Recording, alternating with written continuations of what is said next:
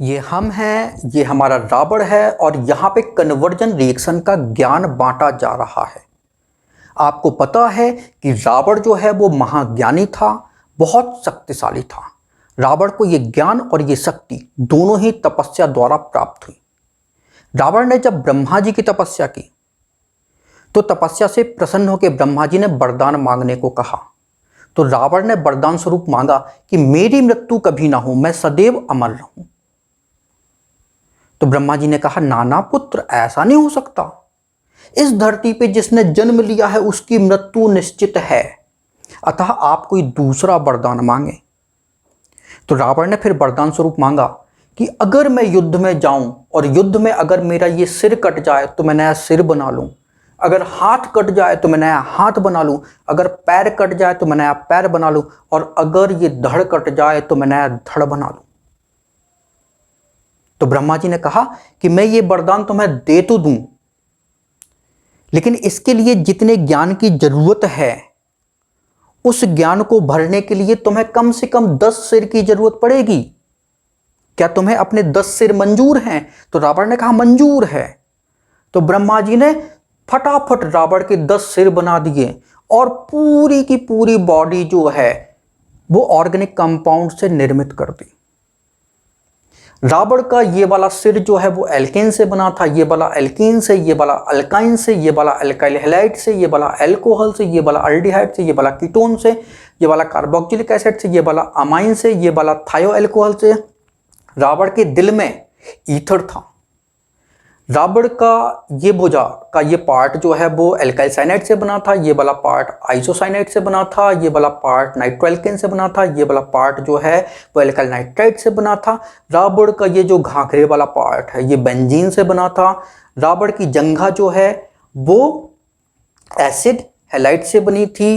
रावण का ये पंजा जो है वो एसिडामाइड से बना था। ये वाला पैर की जंघा जो है वो एस्टर से बनी थी। ये वाला पंजा जो है वो एसिड एनहाइड्राइड से बना था। तो रावण की पूरी बॉडी जो है वो ऑर्गेनिक कंपाउंड से निर्मित थी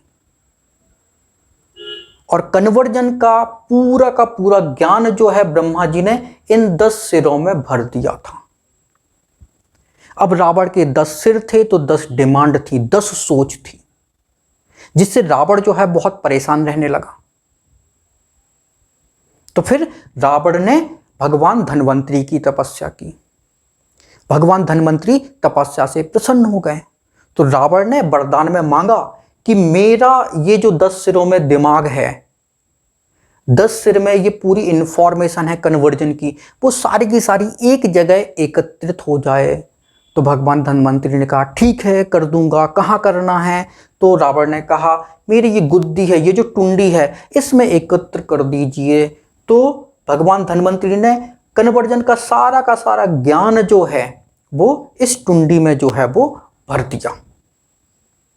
तभी तो युद्ध में जब भगवान राम जो है रावण का ये वाला सिर काटते तो रावण जो है नया सिर बना ले। जब ये वाला सिर काटा तो रावण ने फिर से नया सिर बना लिया। जब हाथ काटा तो रावण ने नया हाथ बना लिया। पैर काटा तो नया पैर बना लिया। अब भगवान राम जो है वो परेशान हो गए कि आखिर इस रावण की मृत्यु होगी तो होगी कैसे? तो भगवान राम की परेशानी जो है वो विभीषण ने सुलझाई। उन्होंने कहा कि प्रभु, रावण की गुद्दी में आप तीर मारिए, क्योंकि रावण का पूरा शरीर जो है वो ऑर्गेनिक कंपाउंड से निर्मित है और रावण को कन्वर्जन रिएक्शन का अच्छा खासा ज्ञान है। तभी तो रावण जो है अपने कटे फटे टूटे फूटे सारे अंगों का निर्माण जो है वो पुनः कर सकता है। अगर आप उसकी गुद्दी में तीर मारोगे तो वो कन्वर्जन रिएक्शन का सारा ज्ञान जो है वो भूल जाएगा, तत्पश्चात उसकी मृत्यु हो जाएगी। तो भगवान राम ने यही किया, रावण की गुद्दी में तीर चलाया और रावण की मृत्यु हो गई। रावण सारा कन्वर्जन रिएक्शन का ज्ञान जो है वो भूल गया। तो रावण जो है वो ऑर्गेनिक कन्वर्जन जो है वो कैसे करता था? तो रावण जो है वो ऑर्गेनिक कन्वर्जन जो है वो कुछ रिएजेंट के थ्रू करता था। तो रावण के पास ये ऑर्डिनरी वेपन थे जिनको कि आप ऑर्डिनरी रिएजेंट कह सकते हो। रावण की इस वाली जेब में पीरियोडिक टेबल थी। पीरियोडिक टेबल के सारे एलिमेंट जो है वो इस जेब में भरे हुए था, मतलब सारे के सारे मेटल जो है इस जेब में थे, उसके नॉन मेटल भी जेब में थे और मेटेलॉइड भी जेब में थे। जितने भी एसिड थे वो रावण की इस वाली पॉकेट में थे। बेस जो थे वो रावण की इस वाली पॉकेट में थे। जो सॉल्ट थे, ऑक्सीडाइजिंग एजेंट थे और रिड्यूसिंग एजेंट थे, वो इस वाली पॉकेट में भरे हुए थे। रावण के जो मेन वेपन थे ये था रेड फॉस्फोरस HI, दूसरा था ग्रिग्नार्ड रिएजेंट और तीसरा था लिथियम एल्यूमिनियम हाइड्राइड। ये रावण के मेन वेपन थे। ये जो रेड फॉस्फोरस HI था, इस रिएजेंट के थ्रू रावण जो है इनऑर्गेनिक कंपाउंड को डराने धमकाने का काम करता था। रेड फॉस्फोरस HI के पास वो शक्ति थी, वो पावर थी, वो जितने भी ऑर्गेनिक कंपाउंड है उनका डिमोशन कर सके।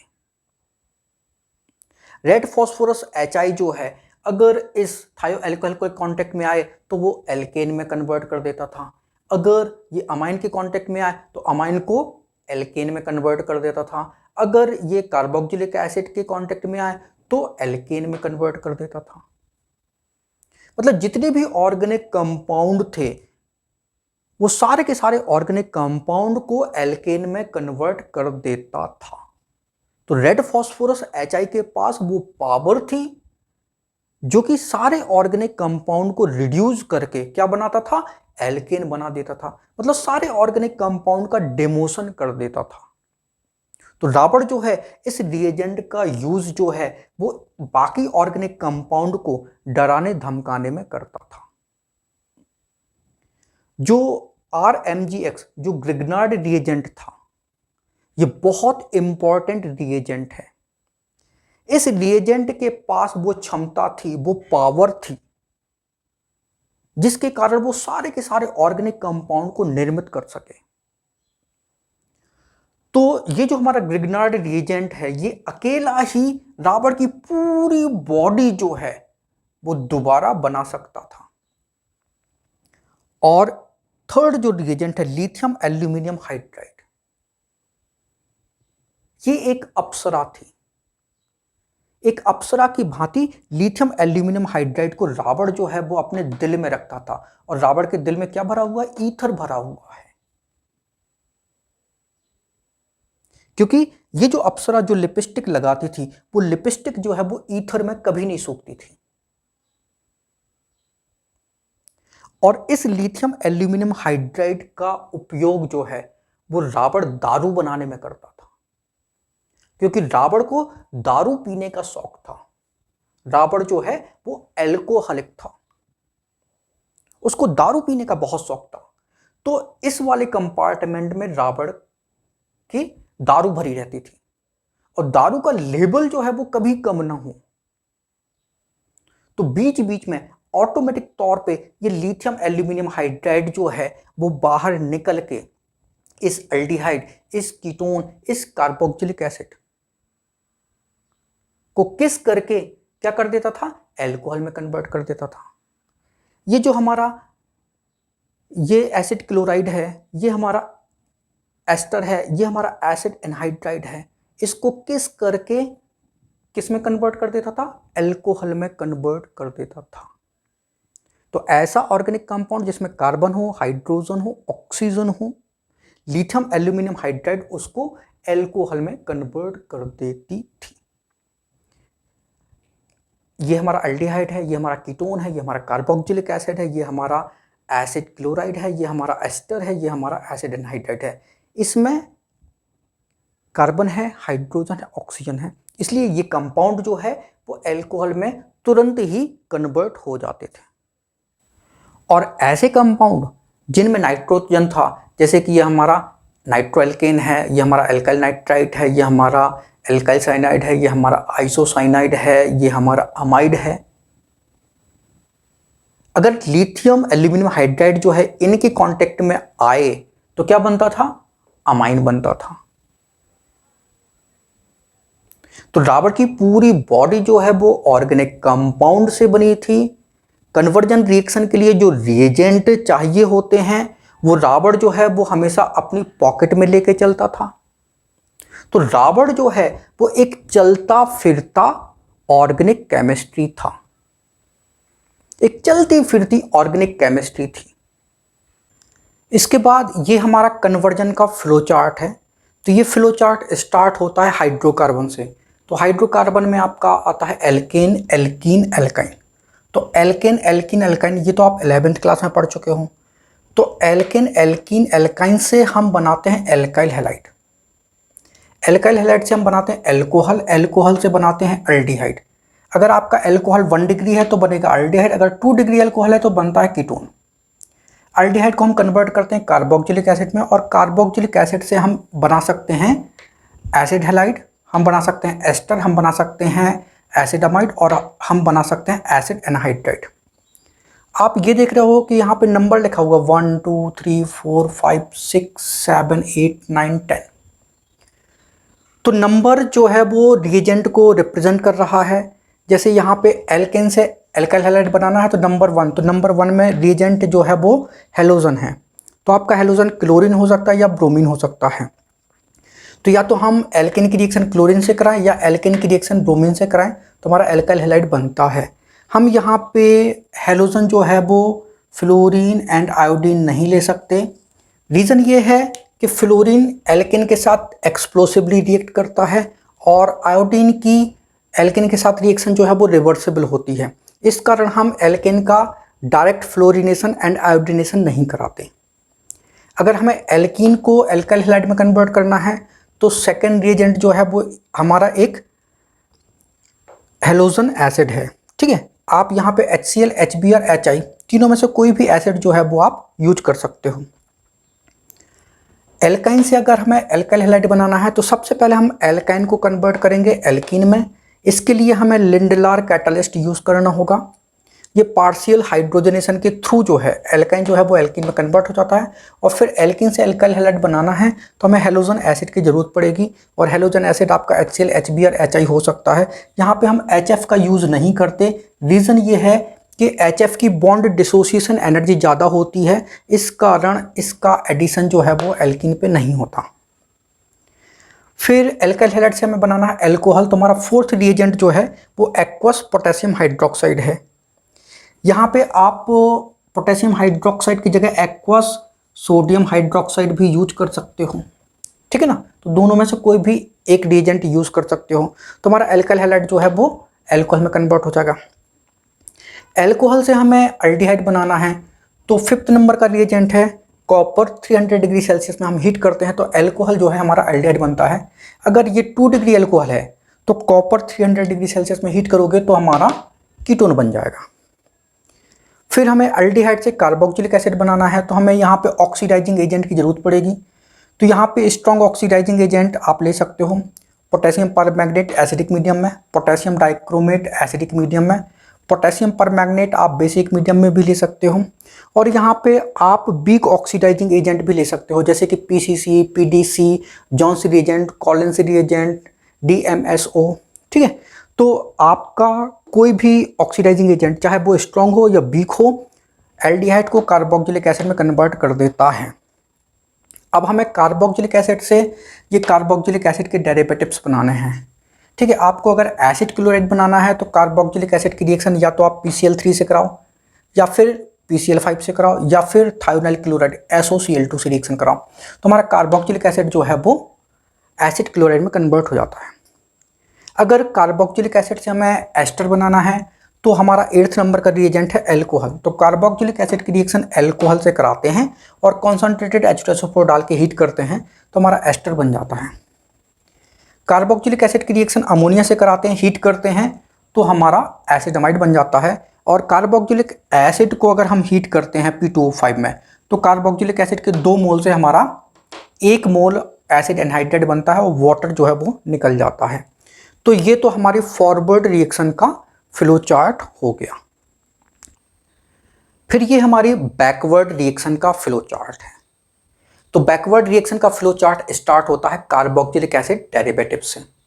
तो कार्बोक्जिलिक एसिड डेरिवेटिव से हम बनाते हैं कार्बोक्जिलिक एसिड, कार्बोक्जिलिक एसिड से हम बना सकते हैं एल्डिहाइड, कार्बोक्जिलिक एसिड से हम कीटोन भी बना सकते हैं।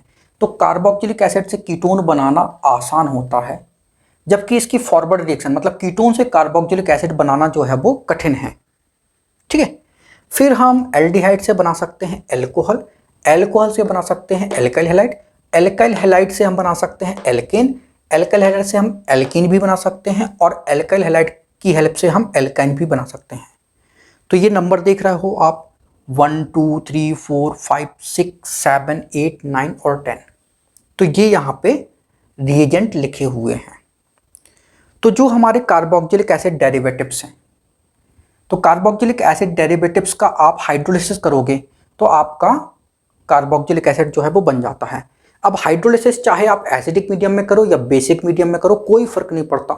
ठीक है, कार्बोक्जिलिक एसिड डेरिवेटिव्स जो हैं वो हाइड्रोलिसिस पे क्या देते हैं, वो कार्बोक्जिलिक एसिड देते हैं।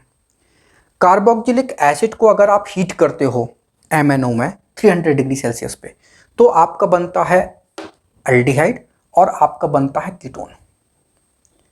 अगर आपका कार्बोक्जिलिक एसिड जो है वो एसिटिक एसिड है, तो एसिटिक एसिड के 2 मोल जो है वो MnO में हीट करने पे क्या देते हैं, कीटोन देते हैं। अगर आपका कार्बोक्जिलिक एसिड जो है फॉर्मिक एसिड है, तो फॉर्मिक एसिड के 2 मोल जो है वो हीट करने पे क्या देते हैं, आपके फॉर्मेल्डिहाइड। और अगर आपका 1 मोल फॉर्मिक एसिड है और 1 मोल एसिटिक एसिड है, तो हीट करने पे MnO में हीट करने पे हमको क्या बनता है, एसिटल्डिहाइड बनता है। फिर एसिटल्डिहाइड का रिडक्शन करोगे तो हमको एल्कोहल मिलेगा। ठीक है, और रिडक्शन जो है वो आपके रिड्यूसिंग एजेंट जो है वो लिथियम एल्यूमिनियम हाइड्राइड हो सकते हैं, सोडियम बोरोहाइड्राइड हो सकते हैं, निकल प्लेटिनम पैलेडियम द्वारा हाइड्रोजनेशन कराने पे आपका एल्डिहाइड जो है वो अल्कोहल में कन्वर्ट हो जाता है। एल्कोहल से बनता है एल्काइल हैलाइड। तो एल्काइल हैलाइड जो है वो आप बना सकते हो जब हम एल्कोहल की रिएक्शन PCl3 से कराएं, या फिर एल्कोहल की रिएक्शन PCl5 से कराएं, या फिर एल्कोहल की रिएक्शन SOCl2 थायोनाइल क्लोराइड से कराएं, या फिर एल्कोहल की reaction concentrated HCl and anhydrous zinc chloride से कराते हैं। अब एल्काइल हैलाइड से हमें बनाना है एल्केन, तो एल्काइल हैलाइड से हमें एल्केन बनाना है तो हमें क्या करना पड़ेगा, जिंक HCl में क्या करना पड़ेगा, हीट करना पड़ेगा। तो जिंक HCl की रिएक्शन से हमें नेसेंट हाइड्रोजन मिलता है, तो रिडक्शन के द्वारा जो बनता है एल्केन बनता है। या फिर आप reducing agent red phosphorus HI ले सकते हो, तो यहाँ भी नेसेंट हाइड्रोजन बनेगा और जो कि एल्काइल हैलाइड को एल्केन में कन्वर्ट कर देगा। अब एल्काइल हैलाइड से हमें एल्कीन बनाना है तो हमें एल्कोहलिक QH लेना पड़ेगा। तो एल्काइल हैलाइड से एल्कीन बनाना है तो एल्कोहलिक QH, और एल्काइल हैलाइड से हमें एल्काइन बनाना है तो भी हमें एल्कोहलिक KOH लेना पड़ेगा। फिर अगर आपने कीटोन का रिडक्शन कराया, ये रिडक्शन आप लिथियम एल्यूमिनियम हाइड्राइड द्वारा कराओगे या सोडियम बोरोहाइड्राइड द्वारा कराओगे या निकल प्लेटिनम पैलेडियम द्वारा हाइड्रोजनेशन कराओगे, तो हमारा एल्कोहल बनेगा। लेकिन ये एल्कोहल जो है वो 2 डिग्री एल्कोहल होगा। एल्डिहाइड के रिडक्शन से 1 डिग्री एल्कोहल बनता है, जबकि कीटोन के रिडक्शन से 2 डिग्री एल्कोहल बनता है। तो ये हमारा बैकवर्ड रिएक्शन का फ्लो चार्ट हो गया। लेकिन आप देख रहे हो कि यहाँ पे बहुत से ऑर्गेनिक कंपाउंड जो है वो मिसिंग है। आपका अमाइन जो है वो मिसिंग है। ठीक है, आपका नाइट्रोएल्कीन मिसिंग है, आपका ग्रिग्नार्ड रिएजेंट जो है वो मिसिंग है, आपका एल्काइल साइनाइड जो है वो मिसिंग है, आपका एल्काइल आइसोसाइनाइड जो है वो मिसिंग है। तो जितने भी कंपाउंड मिसिंग हैं वो कंपाउंड जो है वो एल्काइल हैलाइड से बनाए जाते हैं। अगर हम एरोमेटिक कंपाउंड की बात करें, ठीक है, तो एरोमेटिक कंपाउंड में बेंजीन और बेंजीन के डेरिवेटिव्स आते हैं। तो अब हम इस फ्लो चार्ट के द्वारा जो है वो एरोमेटिक कंपाउंड में कैसे शिफ्ट होंगे, तो देखो जरा, जो हमारा एल्काइन होता है तो alkyne CH triple bond CH, तो इसके 3 मोल जो है वो पॉलीमराइज होके क्या बनाते हैं, बेंजीन बनाते हैं। तो एल्काइन के पॉलीमराइजेशन से जो है वो हमारा बेंजीन बन जाता है। तो हम एल्काइन से बेंजीन की तरफ ऐसे शिफ्ट हो जाते हैं और फिर बेंजीन से हम एरोमेटिक कंपाउंड जो है वो बहुत सारे बनाएंगे। तो एरोमेटिक कंपाउंड का फ्लो चार्ट हम बाद में डिस्कस करेंगे। अभी हम केवल और केवल एलिफेटिक कंपाउंड का फ्लो चार्ट जो है उसको डिस्कस करेंगे। तो जितने भी ये कंपाउंड बचे हुए हैं, ठीक है, वो सारे के सारे कंपाउंड जो है वो एल्काइल हैलाइड के द्वारा बनाए जाते हैं। तो एल्काइल हैलाइड जो है बहुत बहुत बहुत इंपॉर्टेंट ऑर्गेनिक कंपाउंड है। तो एल्काइल हैलाइड से ये कंपाउंड कैसे बनाते हैं वो देखते हैं। इसके बाद हम एल्काइल हैलाइड की कुछ इंपॉर्टेंट रिएक्शन देखेंगे। तो एल्काइल हैलाइड की रिएक्शन अगर हम अमोनिया से कराते हैं तो हमारा बनता है अमाइन। अगर हम एल्काइल हैलाइड की रिएक्शन मैग्नीशियम से कराएं तो हमारा बनता है RMgX, जिसको कि हम ग्रिग्नार्ड रिएजेंट बोलते हैं। ये हमारा बड़ा इंपॉर्टेंट कंपाउंड है। इस कंपाउंड की हेल्प से हम alkane, alkene, alkyne, alkyl halide, alcohol, aldehyde, ketone, carboxylic acid derivatives, ये आपका अमाइन हो गया, आपका थायो अल्कोहल हो गया, आपका ईथर हो गया, आपका एल्काइल नाइट्राइट हो गया, आपका नाइट्रो एल्केन हो गया, आपका एल्काइल साइनाइड हो गया, आपका एल्काइल आइसोसाइनाइड हो गया। सारे के सारे कंपाउंड जो है वो हम इस ग्रिग्नार्ड रिएजेंट की हेल्प से बना सकते हैं। तो ग्रिग्नार्ड रिएजेंट जो है वो हमारा बहुत बहुत बहुत इंपॉर्टेंट कंपाउंड होने वाला है। इसको आप ब्रह्मा जी के तुल्य भी मान सकते हो। जिस प्रकार ब्रह्मा जी ने सृष्टि की रचना की, उसी प्रकार ग्रिग्नार्ड रिएजेंट जो है वो ऑर्गेनिक कंपाउंड की रचना कर सकता है। फिर अगर हम एल्काइल हैलाइड की रिएक्शन जो है पोटेशियम हाइड्रोजन सल्फाइड से कराते हैं तो हमको थायो अल्कोहल मिलता है, RSH। ये हमारा थायो अल्कोहल कहलाता है। एल्काइल हैलाइड की रिएक्शन एक्वस KOH से की जाए तो अल्कोहल बनता है। अल्कोहल से हम अल्डिहाइड, अल्डिहाइड से हम कार्बोक्सिलिक एसिड कैसे बनाते हैं ये हम बता चुके हैं। एल्काइल हैलाइड की रिएक्शन सोडियम एल्कोक्साइड से कराने पे हमको ईथर मिलता है। एल्काइल हैलाइड की रिएक्शन पोटेशियम नाइट्राइट से कराते हैं तो हमको एल्काइल नाइट्राइट जो है वो मिलता है। अगर हम एल्काइल हैलाइड की रिएक्शन जो है वो सिल्वर नाइट्राइट से कराते हैं तो हमको नाइट्रो एल्केन मिलता है। अगर हम एल्काइल हैलाइड की रिएक्शन जो है पोटेशियम साइनाइड से कराते हैं तो हमको एल्काइल साइनाइड मिलता है। अगर हम एल्काइल हैलाइड की रिएक्शन सिल्वर साइनाइड से कराते हैं तो हमको एल्काइल आइसोसाइनाइड जो है वो मिलता है। एल्काइल हैलाइड की रिएक्शन रेड फॉस्फोरस HI से कराने पे एल्केन, एल्काइल हैलाइड की रिएक्शन अल्कोहलिक KOH से कराने पे हमको एल्कीन, एल्काइल हैलाइड की रिएक्शन अल्कोहलिक KOH से कराने पे हमको एल्काइन मिलता है। तो ये हमारे एल्काइल हैलाइड की केमिकल रिएक्शन हो गई। तो ये जो हमारा वन वीडियो है इसमें हमने आपको फॉरवर्ड रिएक्शन का फ्लो चार्ट बताया, बैकवर्ड रिएक्शन का फ्लो चार्ट बताया, एल्काइल हैलाइड की रिएक्शन बताई। जो हमारा वीडियो सेकंड होगा उसमें हम फॉरवर्ड चार्ट की फुल केमिकल रिएक्शन को डिस्कस करेंगे, बैकवर्ड फ्लो चार्ट की फुल केमिकल रिएक्शन को डिस्कस करेंगे, एल्काइल हैलाइड की फुल केमिकल रिएक्शन को डिस्कस करेंगे, ग्रिग्नार्ड रिएजेंट की फुल केमिकल रिएक्शन को डिस्कस करने वाले हैं।